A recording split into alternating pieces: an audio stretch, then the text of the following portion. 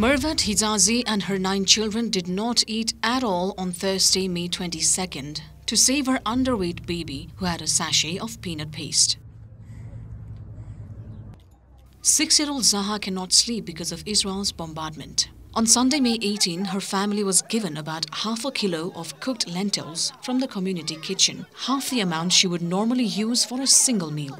On Monday, a charity was distributing some vegetables in the camp, but there wasn't enough to go around, and Hijazi's family did not get any.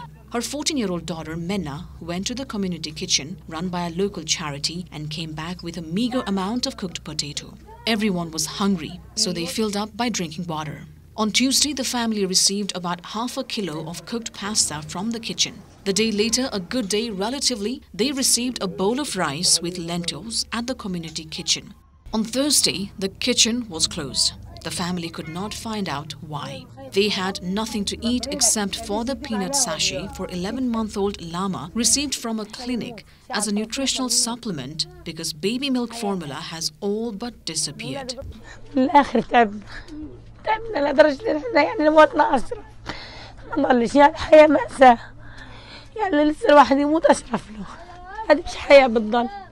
يعني بنت ولادي بصحوا للنوم بودهم ياكلوا انا بنامش الليل بفكر كيف بده ياكل كيف بده يشرب كيف بده يقضوا يومه.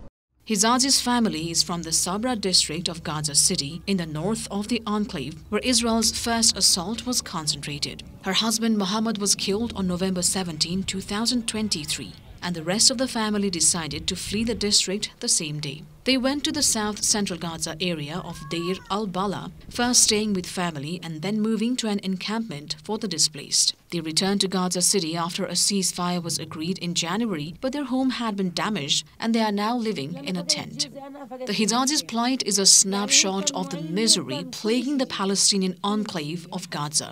A global hunger monitor warned this month 500,000 people face starvation while famine looms. Israel has been bombarding and besieging Gaza since the territory's ruling group Hamas launched a surprise attack against Israeli border communities on October 7, 2023. The Hamas attack killed 1,200 people according to Israel, while Gazan authorities say the ensuing Israeli offensive has killed more than 53,000 people.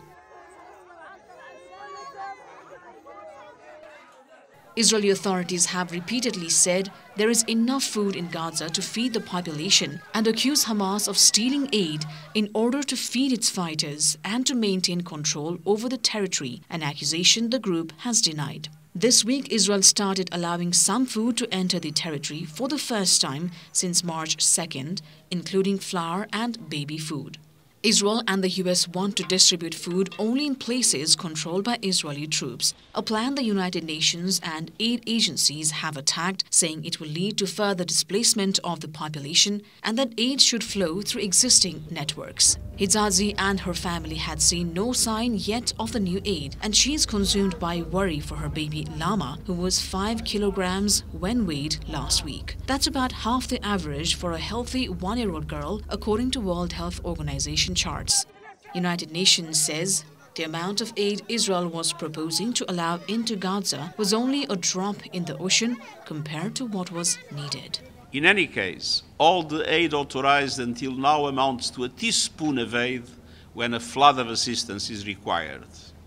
The needs are massive and the obstacles are staggering.